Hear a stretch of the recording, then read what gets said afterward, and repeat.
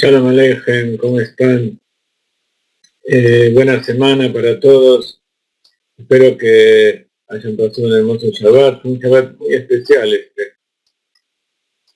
Ustedes saben que fue el último Shabbat del mes de Adar. El próximo Shabbat es Rosh Chodesh y comienza el mes de Nisan.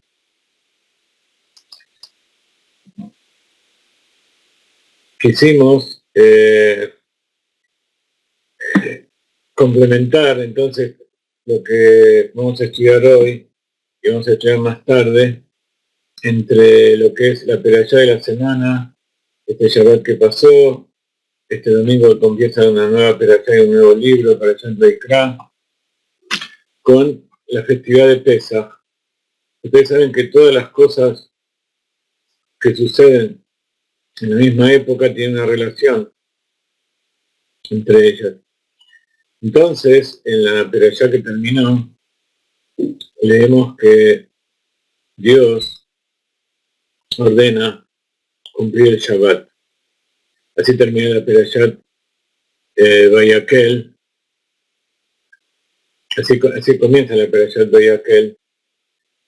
Y durante toda la Perashá Vayakel y Pekudei habla acerca de cómo tiene que construirse el santuario, los detalles de cada uno de los recipientes, los utensilios, incluso la ropa de los Kohanim, toda una serie de instrucciones, y por eso ahora comenzamos un nuevo libro llamado Vaikra, que es llamado Vaikra, el libro de los Kohanim, Torat Kohanim. ¿Por qué? Porque es donde explica cómo se realizan los sacrificios y todo el servicio que hace Aarón y sus descendientes para conectar al pueblo judío con Dios. Entonces, hay una relación intrínseca entre el Shabbat y el tabernáculo, porque justamente cuando se ordena en Vayakel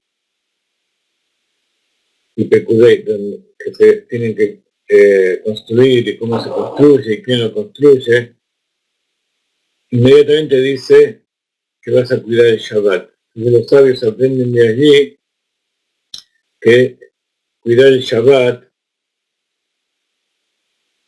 significa no realizar las 39 tareas, las 40 tareas que se realizaban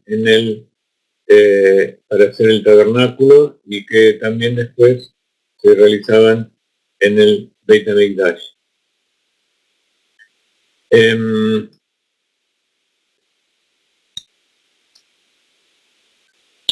Y así dice la Torá: no vas a encender fuego en ninguno de los lugares en que te asientes en el día de descanso. Ustedes saben que la Torá escrita está dicha en forma un poco resumida. La forma en que Dios quiere que nosotros cumplamos el trabajo aquí en la tierra tiene muchos detalles. Por eso Dios le entregó a Moshe junto con la Torá escrita, la Torá oral. Entonces, por ejemplo, cuando aquí dice que no se encienda ningún fuego en los lugares donde vos vivas en Shabbat, ¿qué quiere decir? ¿Qué quiere decir que hay que descansar? En hebreo, la palabra Shabbat quiere decir dejar de hacer algo que se estaba haciendo. Shabbat todos saben que es el día de descanso. ¿Pero qué significa descansar? Dormir todo el día, salir de paseo, divertirse, ir a jugar al fútbol, estar en estado de meditación todo el día. ¿Qué es lo que significa descansar? Entonces los sabios tienen la fuerza de determinar, a través de lo que recibieron de Moshe, que Dios recibió de Dios directamente, cómo tenemos que cumplir el Shabbat. Y así también todas las festividades. Hay varios lugares en la Torá donde se explica, donde Dios te ordena cumplir el Shabbat.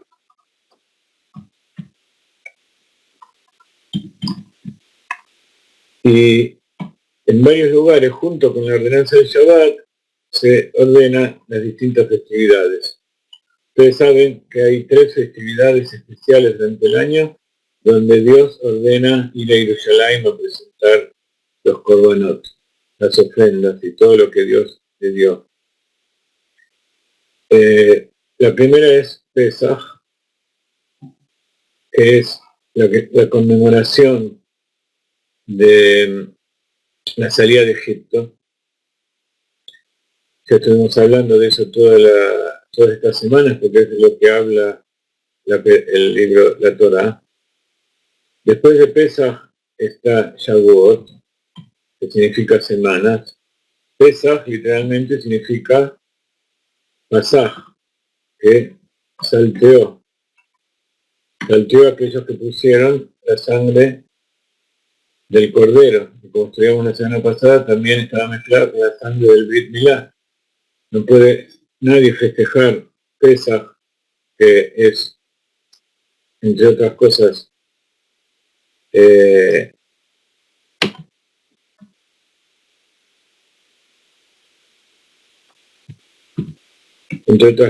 es comer del cordero, quien está circuncidado. De la sangre de la circuncisión representa también la entrega a Dios.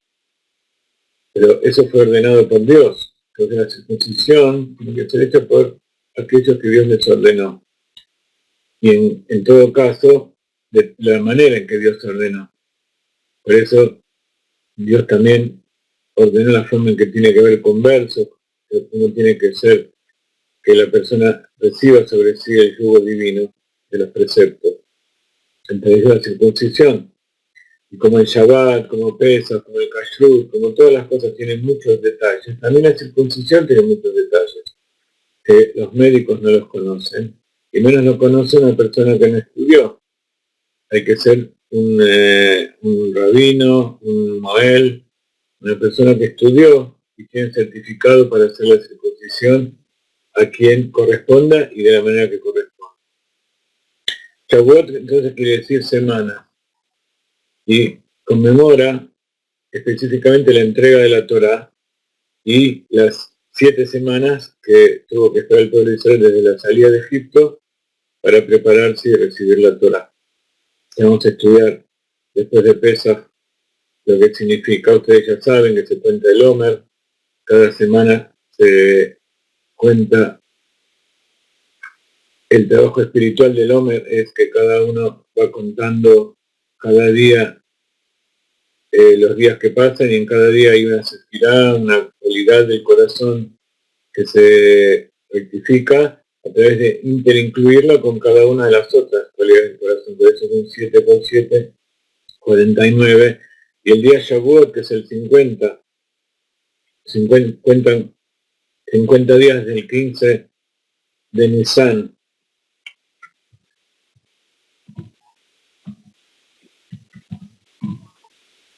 Van a llegar al 6 de Sivan, Nisan y Sivan, 6 de Sivan, que es el día que se entregó la Torá. Y la tercera conmemoración, o Regel, donde todo el pueblo de Israel iba a Jerusalén a entregar los korbanot, era Sukkot. Sukkot, que significa literalmente cabañas, y conmemora los 40 años en que el Kadosh Baruj Hu puso nubes como cabañas en el desierto para que los judíos estén protegidos allí. Entonces, estas son las 3 conmemoraciones principales, y Pesach tiene 7 días, porque está dicho que 7 días no se come hametz. Y Sukkot tiene también 7 días, porque está dicho que 7 días morarás en cabañas. Shavuot es un solo día. Como ustedes saben, las festividades en general en Israel duran un día. Lo que se llama Yom Tov, que es el primer día de Pesach y el primer día de Sukkot y Shavuot. El resto se llama Hol HaMoed. Hol HaMoed quiere decir Moed es la festividad, el momento, la fecha, pero Hol no es Yom Tov, que donde es parecido al Shabbat, sino que es como todos los días de la semana, se puede hacer las cosas normales, pero con ciertas limitaciones. Después está, por supuesto, Rosh Hashanah, que es el primero de Tishrei. La fiesta de las cabañas es, si lo ponemos en orden por fecha, primero viene Rosh Hashanah, que es el primero de Tishrei, después viene Yom Kippur, que es el 10 de Tishrei, y después viene Sukkot, que es el 15 de Tishrei, hasta el 21, y el 22 es Mini Atzeret y Simchat Torah.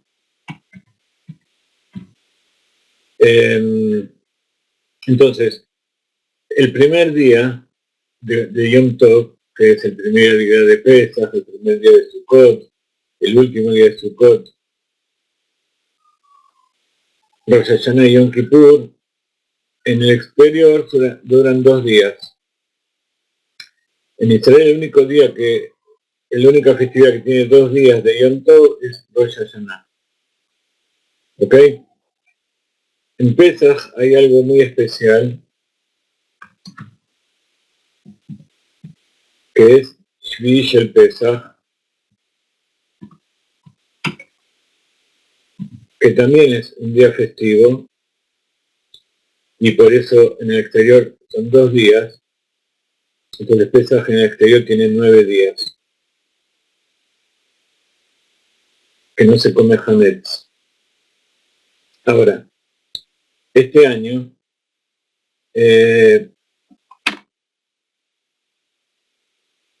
Pesach comienza un viernes a la noche, o sea que cae en Shabbat. ¿Cuándo es? Es el 30 de marzo. El 14 de Nisan es el día en que hay que preparar todo. Antes del mediodía ya hay que haber terminado de revisar el Hametz, de anular el Hametz, y desde ese momento, un ratito después de haber sacado todo el Hametz de la casa, de los cuerpos, de nuestros corazones, se lo quema, parte lo que no se puede eliminar o que se quiere guardar en algún lugar se lo vende, ya vamos a hablar de todas esas cosas, pero a partir de ese momento y durante esos 8 o 9 días que dura la festividad, no se puede comer Hametz. Perdón. El séptimo día de Pesach y el octavo, o sea, son 8 días. En Israel, entonces, 14 de Nisan es 30 de marzo. Entonces, durante ese día se hace Biur Hametz. Durante toda la semana se limpia la casa, se deja todo preparado. En la noche del jueves se revisa toda la casa y se elimina el Hametz el 14, el 30 de marzo de la mañana, el viernes. Se lo elimina y a partir del viernes al mediodía ya no se puede comer hasta el otro viernes. Entonces se hace Biur Hametz, se hace la limpieza, la comida y se prepara todo para el Seder de Pesach.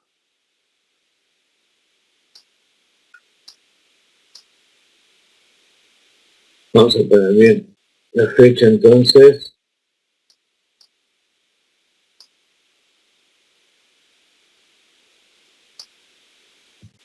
el Bir Hametz entonces sería el 14 a la noche, que sería el 29 de marzo. Se busca el Hametz en toda la casa, en el auto, en las ropas, si uno tiene varias casas o si uno tiene negocios o empresas, se limpia el Hametz de allí. Y después el viernes siguiente, que también es 14 de Nisan,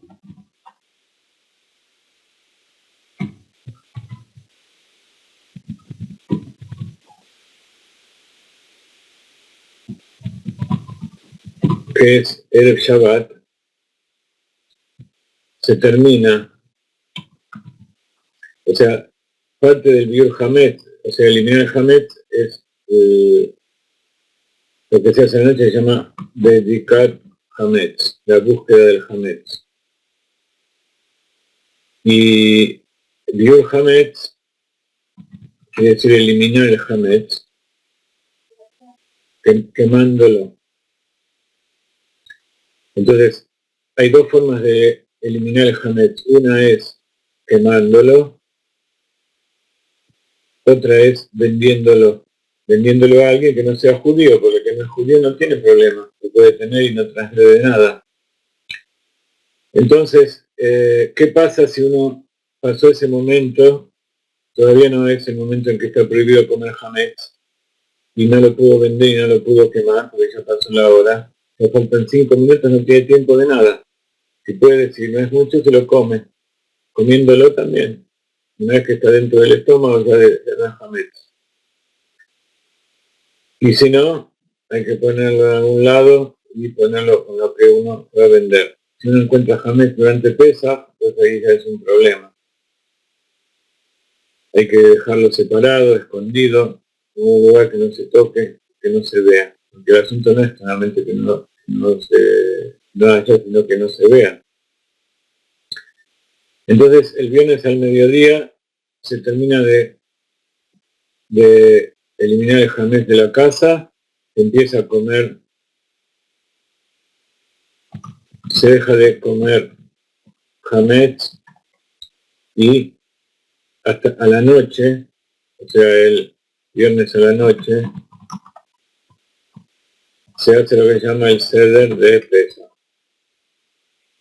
Y el Seder de Pesaj, vamos a estudiarlo en la próxima semana, implica, por un lado, contar la Haggadah de Pesaj. Si no tienen el librito, eso está en el internet, después vamos a ver dónde poder encontrar lo que sea kasher. Hacer una seudá, un banquete festivo, con kiddush,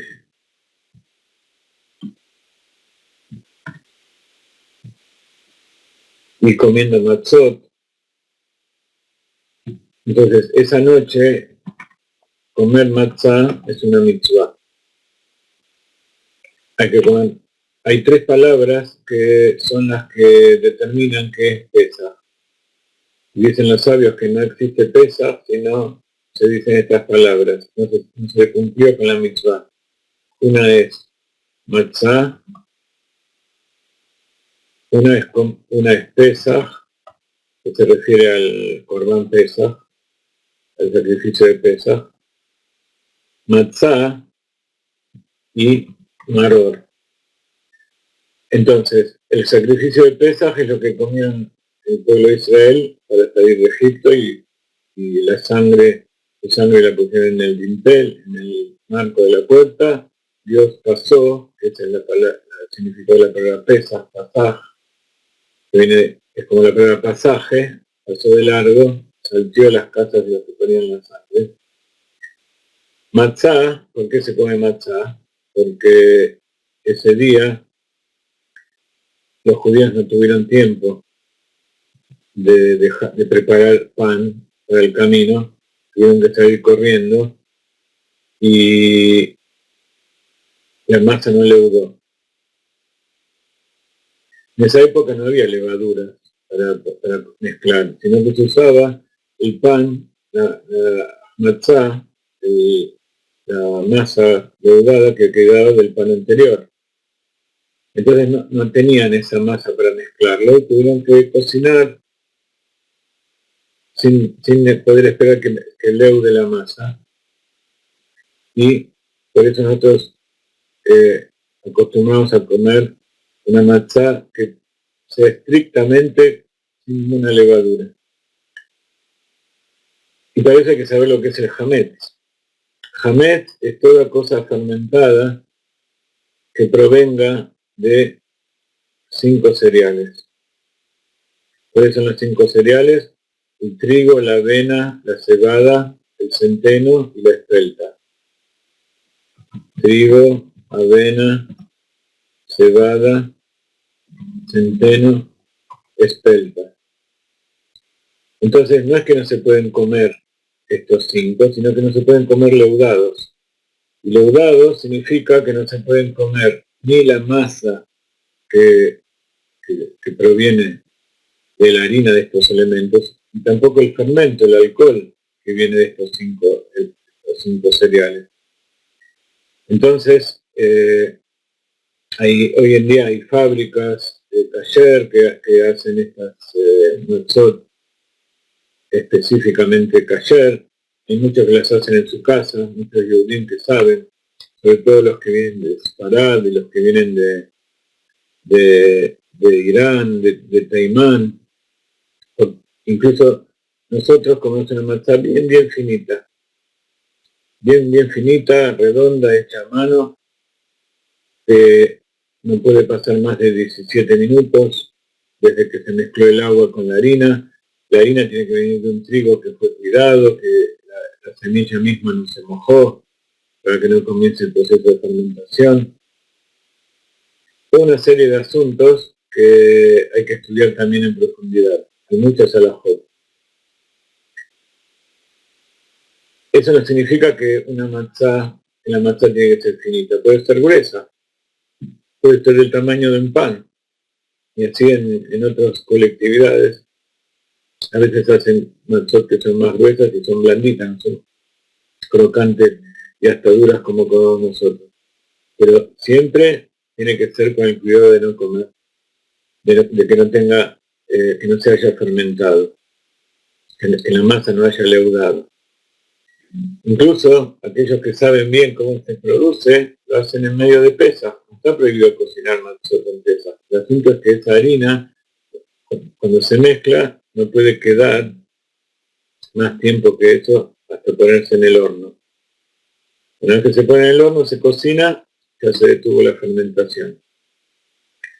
Y todo lo que sobre, que ande por ahí, algunos pedacitos que hayan quedado, eso también hay que eliminarlo, quemarlo. No puede existir dentro de la casa. Entonces por eso nosotros preparamos todo antes de Pesaj, porque antes de Pesaj, si hay un poquito de hametz, se anula en 1 en 60. Si hay un poquito de hametz en alguna comida o en alguna preparación y se cocinó, una vez cocinado se anula en 60. Pero si es después de Pesaj, el hametz no se anula 1 en 60. No hay ninguna dilución que lo anule. Por eso es tan importante evitar que haya hametz en Pesaj. Ustedes siempre me preguntan, y así también yo pregunté en su momento, ¿por qué no comemos arroz? ¿Por qué no comemos otras cosas que no son de estas 5 especies? ¿Acaso no es kasher comer arroz? El arroz es tan kasher como la matzá. Se puede comer arroz en Pesaj. Pero, ¿cuál es el asunto? Está dicho que Dios le dio en la Torá la obligación a los sabios de cuidar que no se transgredan los preceptos. Entonces, en cada lugar, en aquella época en que no había internet y que no había comunicación, incluso por otros motivos, porque por las diferentes costumbres y formas de economía y de cultura que había en cada país, había cosas que había que cuidar y en otros países no. por ejemplo, en Rusia, el arroz se vendía en las mismas bolsas que se usaban para el trigo. Entonces, era muy fácil que haya harina o que haya semillas de trigo mezclado con el arroz. Entonces, si se cocina arroz con semillas de trigo o de cualquier otro de los cereales, eso es hametz. También todo lo que se vendía en los negocios, distintos porotos y quinoa y toda una serie de quiniot, lo que se llama las legumbres, semillas chiquititas que no son de estas 5 especies, también se vendían en los mismos lugares. Entonces, podían estar mezclados con jamón. Pero en general, lo que se pretende es evitar todo lo que sea leudado. Y eso también lo saben ustedes. Hay un asunto espiritual con respecto a este asunto. Porque el leudado tiene que ver con el orgullo. Entonces, como todas las cosas, hay fermentos que son positivos, hay fermentos que no son positivos. Físicamente en la halajá está escrito todo lo que viene de los 5 cereales. Pero hay otras cosas que se fermentan y que nosotros tenemos que cuidar, porque son muy parecidos. Entonces todo lo que es similar también hay que alejarse.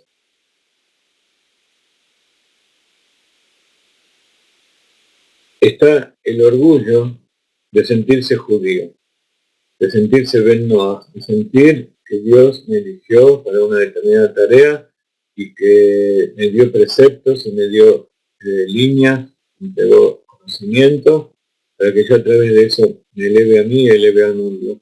Y haga un mundo apto para que Dios se revele. Un mundo que sea una morada para Dios. Eso es un orgullo sano. Entonces, durante todo el año se puede comer hametz. Quiere decir que uno constantemente tiene que estar orgulloso de eso. Pero de todas maneras, cuando uno es demasiado orgulloso en eso, también empieza a ser orgulloso en las otras cosas. Y empieza a ser orgulloso de uno mismo. Y el orgullo también lleva a la ira, al enojo. El enojo también es como un fermento, como un calor que surge de adentro, que hace que las personas se enojen con las otras y consigo mismo, y eso hace que la gente se separe. Entonces, el orgullo es bueno, pero como todas las cosas, también a eso hay que darle un descanso. Entonces Dios nos pidió que durante una semana anulemos todo tipo de orgullo.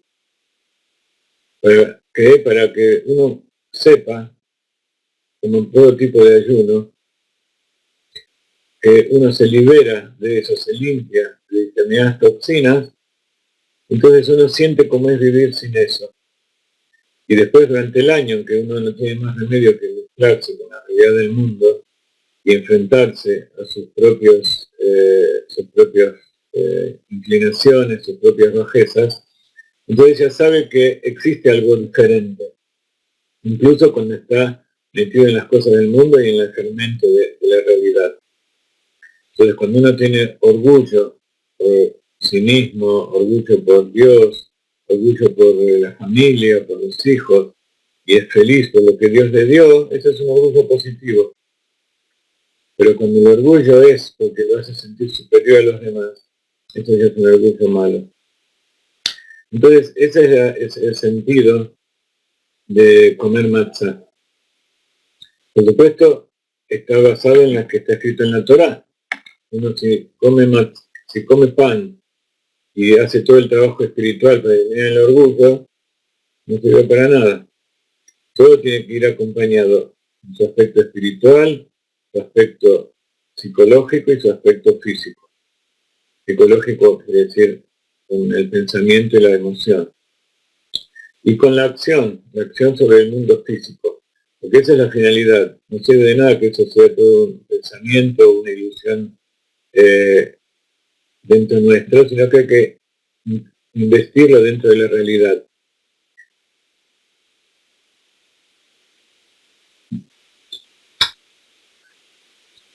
Entonces, por un lado, hay que limpiar la casa, el piso, junto con la tierra hay fermentos, hay pedacitos de pan, pedacitos de cosas leudadas, después hay que limpiar el cuerpo, hay que limpiar las ropas, todo lo que tenemos en nuestra posesión.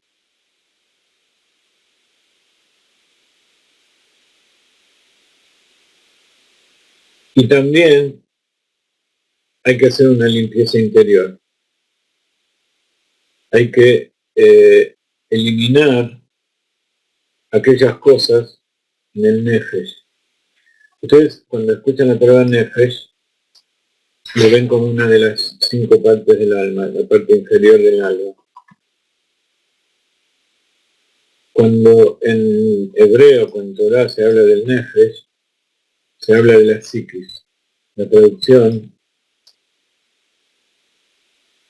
porque la parte inferior del alma es la que está conectada directamente con el cuerpo, es la que está investida en la sangre y da origen a todo lo que somos.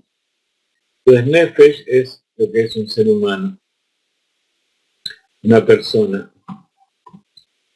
Y la persona tiene toda una personalidad, tiene todo un componente, todos sus componentes psicológicos.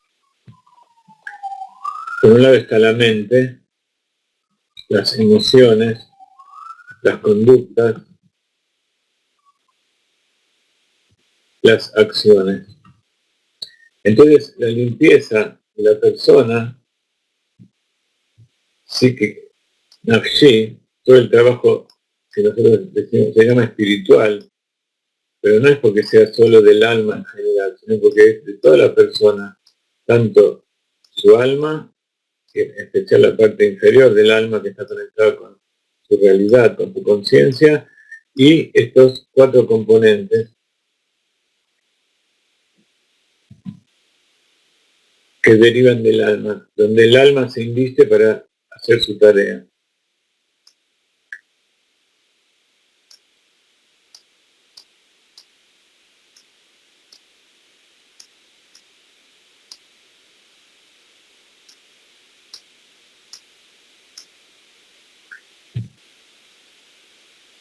En general, estos 4 elementos son lo que llaman las vestimentas del alma.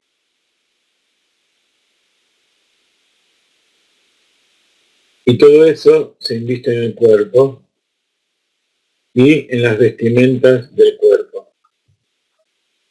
¿Cuáles son las vestimentas del cuerpo? Son las ropas que van pegadas a uno mismo.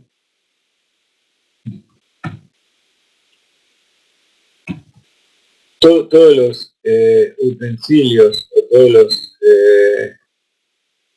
que pertenecen a la persona, la casa y todas sus posesiones. Entonces, esto es lo que implica, esto es todo lo que hay que limpiar en Pesaj. Como siempre, cada cosa que pasa cada día y en cada festividad tiene que ser incluida dentro del resto del año. Entonces, este no es un proceso que se hace solo en Pesaj o como preparación para Pesaj, sino que es un trabajo continuo. ¿Ok? Entonces, el alma abarca, la psiquis abarca todos estos aspectos de la persona, de lo más espiritual hasta lo más bajo, lo más material. Y entonces, ¿qué es lo más fácil? Lo más fácil es limpiar la parte más revelada, o sea, de abajo para arriba. Cuando llegamos a las emociones y a los pensamientos, ahí ya es un proceso más complicado.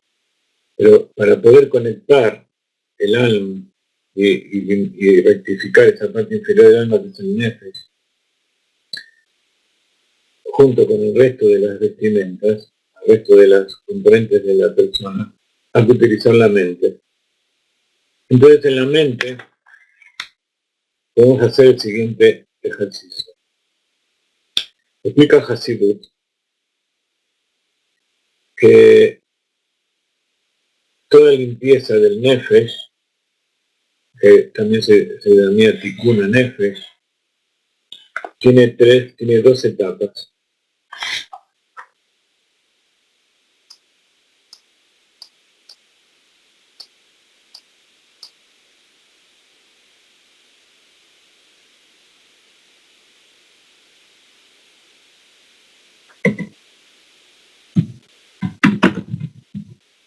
Y esta época de Shavuot es esta época de Pesach es una época ideal para hacer esto. Tikkun es decir entonces rectificar o depurar el alma, perfeccionar, dulcificar. La primera etapa es el arrepentimiento. Así es como comienza la limpieza del Hametz que tenemos. Todas las cosas que tenemos que solucionar tenemos que saber que vienen del ego, del orgullo.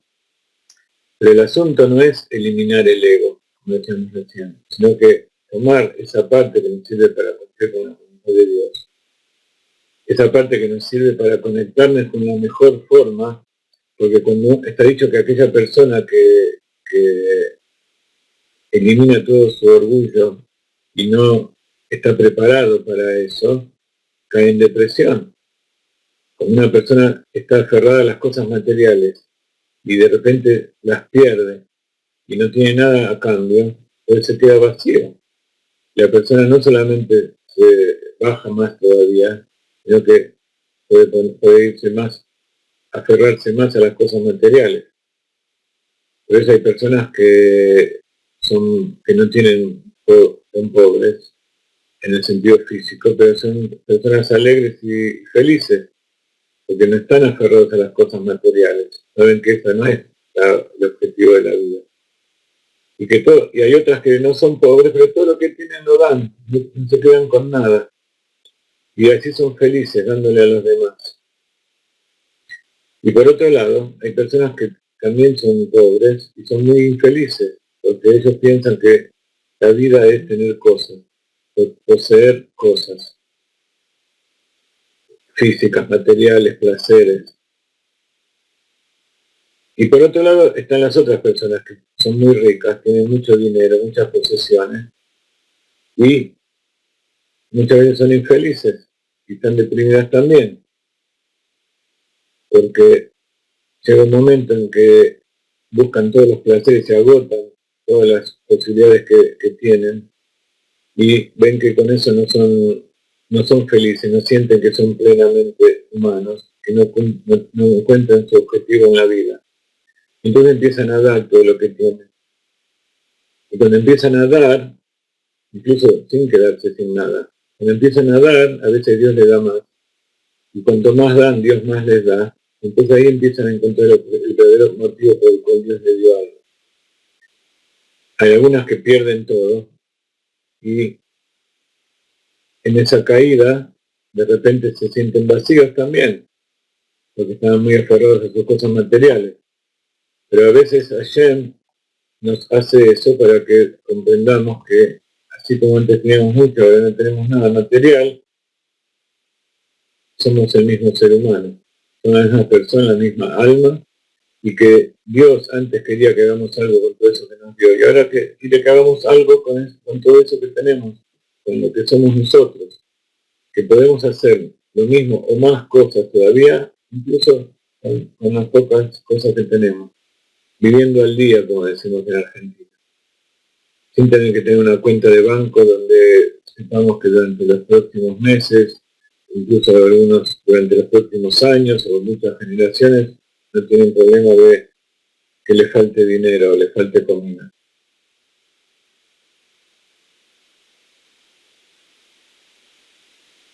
Entonces, lo primero es el arrepentimiento. ¿De qué uno se tiene que arrepentir? Del pasado, de lo que uno hizo.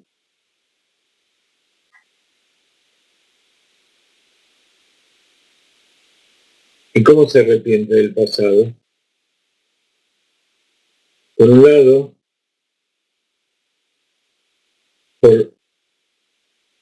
cuando uno se arrepiente es porque ya entró en el camino. Dios le mostró que lo que hacía no estaba bien y ahora se arrepiente. El hecho de arrepentirse, como toda cuando uno toma conciencia de algo que hizo malo, de que está enfermo, ya es la mitad de la curación.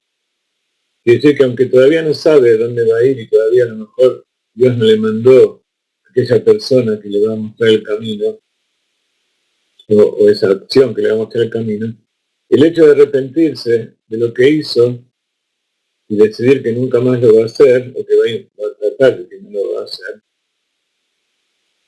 entonces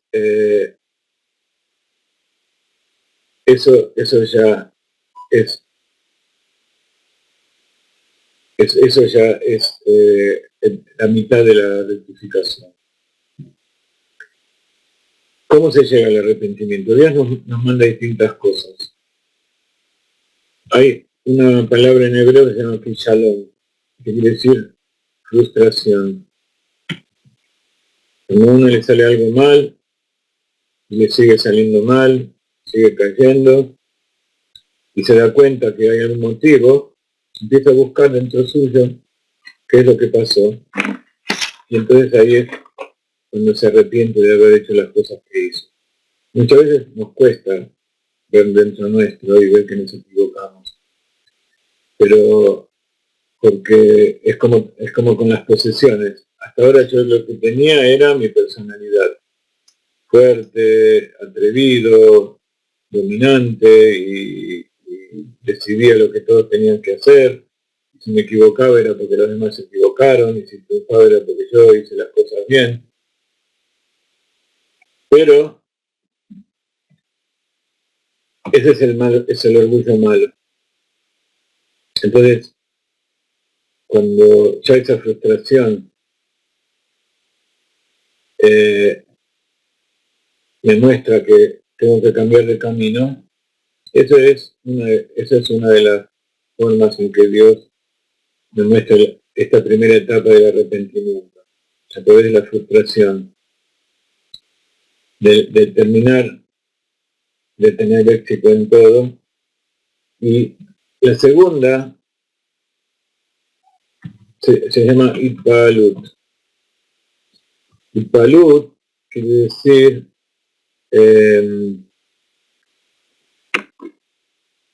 hay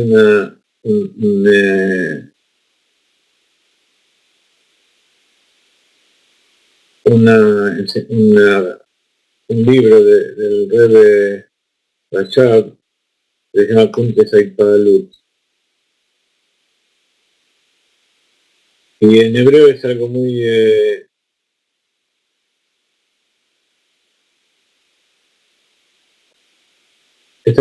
muy conocido. No sé cómo traducirlo exactamente, pero es cuando uno de repente se sorprende, se maravilla por aquello que de repente descubrió. ¿Qué es lo que descubrió? Descubrió la Torá, descubrió el nuevo camino, descubrió que hay una forma de hacer feliz a los demás, descubrió a Dios. Entonces esa sorpresa o emoción interior o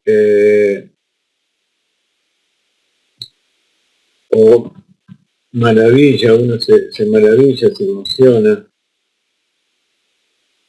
Ese palut, por lo bueno que ahora tiene, también hace que deje de las cosas del pasado y decida no seguir.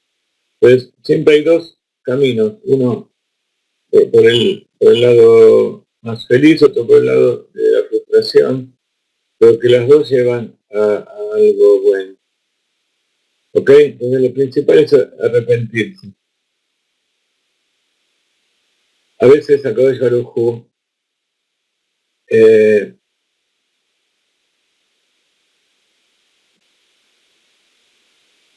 nos hace ver cosas malas, nos hace vivir cosas que aparentemente son malas. Y eso se llama limpieza. Dios nos limpia ese hametz que hay en nosotros a través de esas cosas malas que a veces nos hace pasar y que nos hacen entender que no somos infalibles y que todo lo que tenemos es porque Dios nos da. Porque cada uno tiene que meditar en estos asuntos y arrepentirse. Y arrepentirse significa que la persona toma una decisión de cambiar. Eso es lo que se llama hacer teshuvá.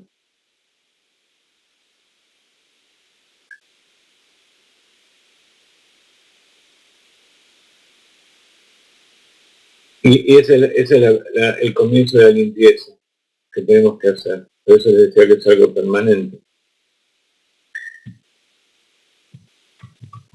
Y la segunda etapa es el regreso. Dicen los sabios que hay que alejarse del mal y hacer el bien. Pues arrepentimiento es dejar todo lo malo. Pero no sirve de nada dejar todo lo malo si uno se queda estancado. Entonces, regresar es hacer teshuvá. Es la segunda parte y la verdadera forma, es el verdadero significado de hacer teshuvá. ¿Qué quiere decir hacer teshuvá? Hacer que eso que nosotros tenemos, que sea poco o mucho, sea puesto al servicio a Dios. Que el orgullo que nosotros sentíamos por nuestros propios poderes exista, pero porque son cosas que Dios nos dio para hacer algo y que Dios nos eligió. Y el orgullo de sentir que nos iluminó para utilizar esas cosas para bien. El orgullo de saber que existe Dios, estar orgulloso de Dios.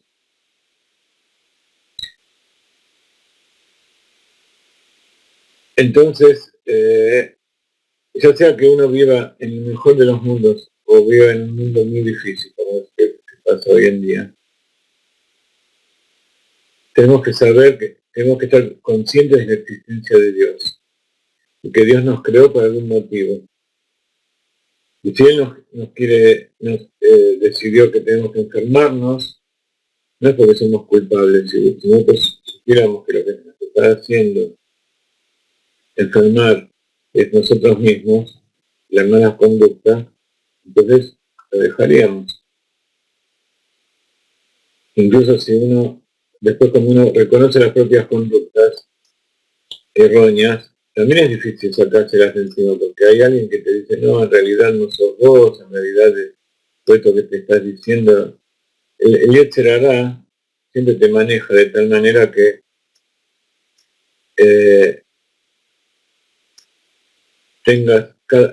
tengas un motivo para no hacer teshuvá. En definitiva, que es un motivo para no ser feliz. Entonces, superar el Yetzer Hará es buscar los motivos para ser feliz. La felicidad verdadera. Está dicho que en la época del Beit HaMikdash venían todos a traer los korbanot y una vez contaron cuántos riñones había de todos los korbanot que vinieron a dar. Y había 1.200.000 pares de riñones en la época que estaba el templo. Suponiendo que cada persona traía un corbán, y en aquella época en Pesach no solamente traía el corbán Pesach, sino corbán Hagigá, corbán Shalem, había distintos corbanos, pero supongamos que cada uno tenía uno o dos. Había más de 1.000.000 de personas que venían ese día al templo a ofrendar. Y ahí estaban los Kohanim, los Levim trabajando para hacer toda esa tarea. Más de 1.000.000 o 2.000.000 de animales traídos por más de 1.000.000 de personas, en un día tenían que ser degollados, hacían la shipá, cortados y ofrendadas las partes que se podían ofrendar y separadas las partes que no se podían ofrendar. Por ejemplo, por eso los riñones, que tenían unas grasas prohibidas y otras partes de grasas interiores que no se ofrendan, eso se separa y se pone en el altar y se cocina y se come aquellas partes que se pueden. El Corbán Pesaj era un corbán que se ofrendaba en Yerushalayim y lo que se podía comer por las personas que lo llevaban, y había otros corbanot que solamente los comía el Cohen, o algunos los comía el Cohen con su familia y sus empleados, otros los podían comer también junto también al que los llevaba. Pero el tema es que todo ese trabajo se hacía en un lugar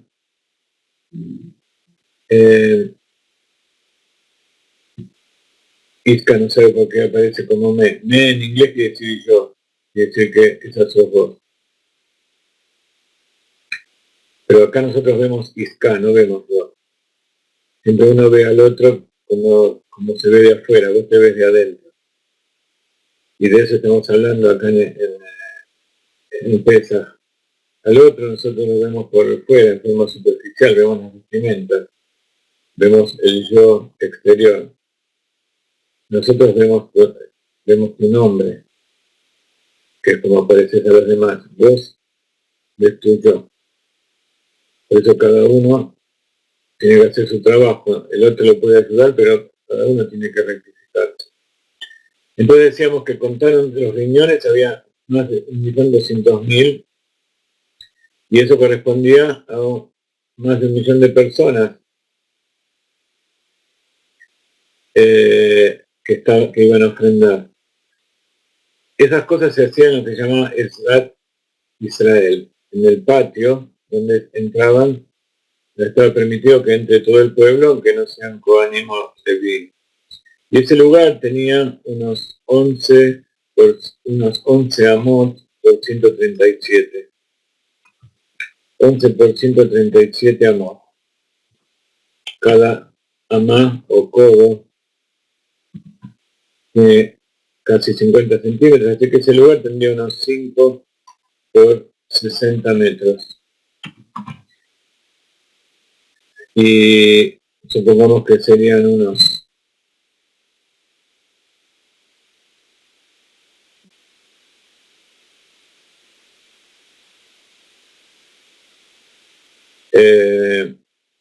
300 metros cuadrados, y en amot sería unos 1.200 metros cuadrados. Había 3 guardias, no entraban todos juntos, sino que había 3 turnos. La mayoría de los turnos eran en las dos primeras, los dos primeros, la mayoría de la gente entraba en los 2 primeros turnos. Entonces más o menos entraban 500.000 personas en cada turno. Se hacían 500.000 sacrificios. Y según el cálculo, entonces en cada amá había unas 10 personas. O sea, en un espacio de 50 por 50 había 10 personas que venían a entregar el corbán. Por supuesto, ¿y cuál es el asunto de todo esto? El asunto es que está dicho que nadie dijo Sarli en Yerushalayim. Estoy sufriendo, nadie dijo que estoy restringido en Yerushalayim. Y ninguno se ahogó, ninguno se apretujó, no hubo avalanchas, nunca en toda la historia.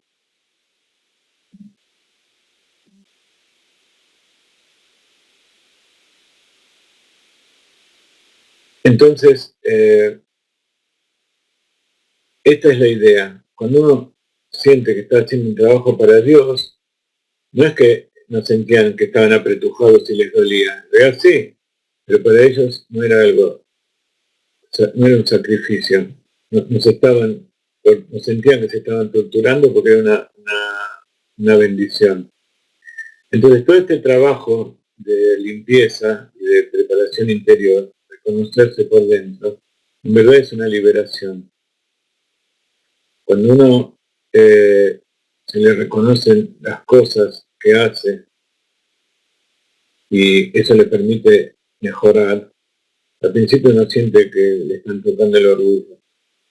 Cuando viene otra persona y hace las cosas mejor que yo, o cuando viene otra persona o más pequeña o menos instruida y me dice algo que yo hice y en verdad tiene razón, que tengo que cambiar, al principio me cuesta decidir, no, yo soy perfecto, yo pensé que lo que hacía estaba escondido y no sé cómo esta persona me descubrió. Pero tengo que darle gracias a Dios, porque es Dios que me pone adelante a esa persona para que yo pueda cambiar. Y cuando yo cambio y reconozco mi error, me siento liberado. Siento que limpié algo adentro que me estaba tapando las arterias, que me estaba tapando el potencial que Dios me dio para transmitir la luz, que me impedía hacer circular, hacer fluir todas esas cosas espirituales, intelectuales, emotivas o materiales que Él me da para que se cumpla la tarea en este mundo. Otra cosa interesante que tiene que ver con el Tikkun Nefesh es acerca de los 4 hijos que hay en el Seder. En el Seder de Pesach está el malvado, el Rasha. La traducción de Rasha no es malvado, como se dice normalmente. Rasha, el Tzadik, el Rasha, el Tam de Sheyelo de Amalisol. Entonces está el Jajam, o el sabio, que sería el Tzadik, el Rasha,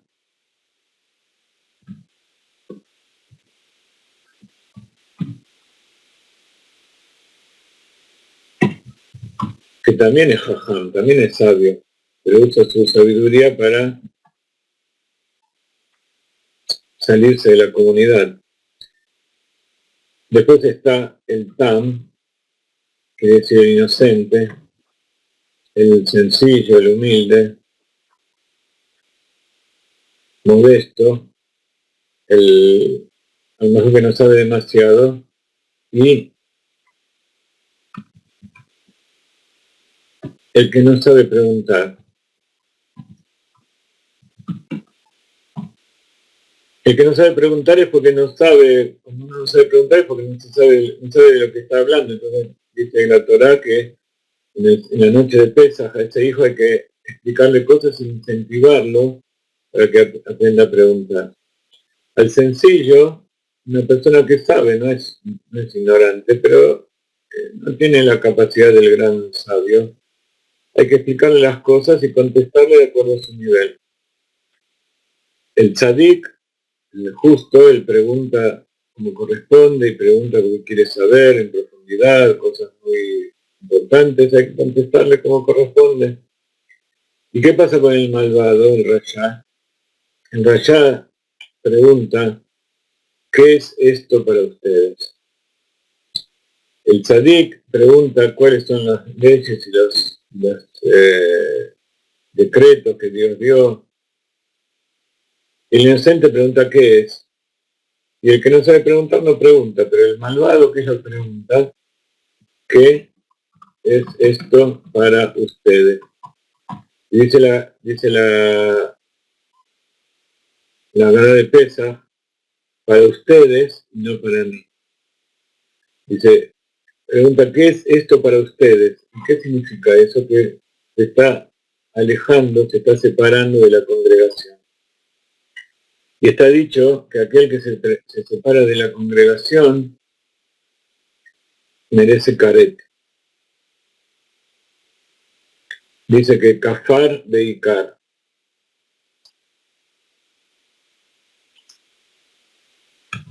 Kafar beikar. Quiere decir que reniega de en forma completa. Y Car es lo principal. Reniega de lo principal. Entonces, ¿por qué esa pregunta significa que reniega de lo principal? Me está diciendo no creo en Dios, no creo en esto es mentira. Simplemente está sintiendo como que él no pertenece. ¿Qué culpa tiene él? También hay que hacer que él vuelva. Pero, ¿cuál es el problema que él tiene? Que se separa de la congregación. Entonces, cuando alguien está afuera y quiere irse, a pesar de que está en la misma mesa, siente que eso que está pasando no le pertenece. No es algo que tiene que ver con él. Hoy en día pasa un poco al revés. Y por eso el Rebbe nos dijo que hay un quinto hijo, que es aquel que no está. Hay un quinto hijo que directamente no está en la mesa. No es ninguno de estos cuatro, o puede ser cualquiera de estos cuatro. Pero él, como personalidad, no existe en forma consciente para el pueblo de Israel. Y ese es el hijo que el Rebbe envió a buscar. Yo soy uno de esos hijos que estaba fuera del judaísmo. Y el Rebbe, antes de ser enviado, me hizo ingresar. Y entonces, en Hasidut, ¿qué es lo que nos enseñan? Que cada uno que vuelve es porque está agarrado de otros, y todos esos hay que tratar de ayudarlos a entrar también. Y eso es al revés del proselitismo. Al contrario, proselitismo quiere decir que yo lo traigo para usarlo para mis propios intereses. Pero la Torah no es tu interés, es el interés de Dios. Entonces, lo que está trabajando el Sheliach, el Hasid, lo que hace es traer a la gente al conocimiento de Dios, a hacer que haga lo que Dios quiere.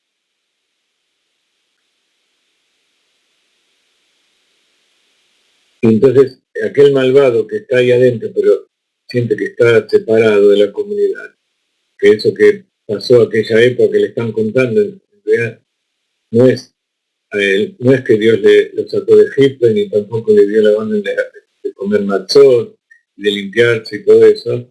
Siente que está por afuera de todo ese asunto. Y hoy en día, no solamente hay judíos, sino que hay almas judías dentro de cuerpos que no son judíos. Ni siquiera circuncisión y la circuncisión que se hicieron no es de acuerdo con la halajá, así que es como si no hubieran hecho nada. Pero ahí hay un alma judía que hay que rescatar. Y como todas las cosas, como vemos aquí, hay que saber cómo rescatar. Por eso, el Rebbe nos envió a llevar incluso a todos los Benei Noach los 7 preceptos, que es por ahí donde hay que empezar. Porque todo viene de las emociones del corazón, y los 7 preceptos corresponden a las emociones del corazón. Y así como los preceptos no tienen que ser cumplidos sin intención, o sea, solamente porque Dios lo ordenó y yo me someto, me doblego, eso es casi animal. Pero cuando yo decido, porque Dios me dio la posibilidad de elegir, que yo cumplo con eso y quiero entender, entonces comienzo por hacer. Cuando una persona quiere entrar al pueblo de Israel, cuando una persona quiere hacer teshuvá, y ahí viene quiere decir, ¿qué es esto para ustedes? Significa, si yo no lo entiendo, no lo voy a hacer. Y justamente el pueblo de Israel recibió la Torá porque dijo, Naaseh benishma, haremos, y luego vamos a entender, vamos a escuchar. La mejor forma de entender y de limpiarse por dentro es hacer. Primero, decidir que yo voy a hacer y después voy a entender, no puedo entender todo ahora. ¿Por qué Dios me hizo esto? Yo no sé, pero seguro que tiene algún motivo. Entonces yo voy a empezar a hacerlo en la medida que pueda, las cosas que Dios quiere. Y entonces, así voy a entender. Y para eso hay que saber qué es lo que quiere Dios de cada uno. Entonces, si yo pienso que por cumplir preceptos que no fueron dados para mí, por ejemplo, yo voy y me pongo a prender incienso en algún lugar y digo, eso está escrito en la Torá, pero eso es para el Cohen, yo no soy Cohen. Entonces eso que estoy haciendo es una transgresión, no es algo que Dios me ordenó. Entonces, si yo estoy haciendo algo porque yo quiero, porque yo lo entendí así, y estoy por encima de los sabios que Dios ordenó que enseñen, entonces eso está mal. Arturo pregunta cómo se congrega, debes que preguntar cómo se doblega. No entendí bien qué es lo que escribiste, pero cómo uno rompe esa barrera que le impide hacer lo que Dios quiere. Es muy simple, hay que dejar de pensar y hacer. Congrega, bueno, es eso mismo. Congregar quiere decir unirse a la comunidad. ¿Y cómo se une a la comunidad? Haciendo lo que le corresponde. Yo no puedo unirme a la comunidad haciendo lo que a mí se me ocurra, o haciendo lo que hace otro, porque no tiene ninguna utilidad. Yo tengo en el mundo una porción del mundo que tengo que rectificar de acuerdo a cómo Dios me hizo y de acuerdo a a los elementos y a las órdenes que Dios me dio. Eso se llama congregarse. Uno puede vivir a 10.000 kilómetros de la otra persona, pero si actúa en coordinación, por eso Dios nos envió a todas partes del mundo. Hay judíos a 10.000, 20.000, 30.000 kilómetros uno del otro. Y sin embargo estamos trabajando todos juntos, porque todos seguimos la misma Torah. Y el Rebbe, que es el líder de la generación, y el Rav Ginsburg, están manejando todo este tema de los Benei Noach de forma especial, revelando las cosas profundas de la Torah, que es lo que estamos haciendo ahora. Ahora estamos estudiando la Torah escrita, la Torah oral, la Kabbalah, el Hasidut, el Midrash, todo junto. Todo eso para revelar lo que hay adentro. Entonces yo quiero hacer lo que Dios me dijo. Decime qué es lo que tengo que hacer. Lo hago. Todavía no lo entiendo, no importa. Así como Dios le dio los 10 mandamientos, los 613 preceptos al pueblo de Israel. Le dijo, ahora vas a dejar de violar, vas a dejar de tener relaciones impuras, malas con las personas. Eso no significa solamente violar sexualmente. Vas a dejar de comer, de hacer sufrir a los animales, vas a dejar de robar. Robar no quiere decir ir con un revólver, hay muchas formas de robar. Voy a dejar de idolatrar. ¿Qué quiere decir idolatrar? Es creer que hay alguien que tiene el poder de que es Dios, siendo que no es Dios, que parte de la creación es Dios. Entonces hay cosas que uno hace todos los días, por ejemplo, creer ciegamente lo que dice la televisión o los diarios, o un cura, o un pastor, o un, qué sé yo, todas las cosas nuevas que hay. Dios me dice, ese que está ahí está mintiendo. Entonces, ¿qué es lo que tengo que hacer? Primero haré y después entenderé. Me aparto de todo eso. En la Torah dice que el Mashiach es el que viene a traer la paz en el mundo y a traer la redención del pueblo de Israel y hacer que se cumplan las leyes. Hay uno que hace 2000 años que hizo todo al revés y piensan que es el Mashiach. No, no es. Entonces Dios me empieza a revelar la verdad. Nos despedimos por ahora. Dentro de 1 hora y 40 tenemos la segunda clase de hoy, así que vamos a seguir con este asunto. La vida que Dios me puso aquí es para disfrutar, ser feliz, y soy feliz con lo que Dios me dio. Ninguno sufrió en Jerusalén.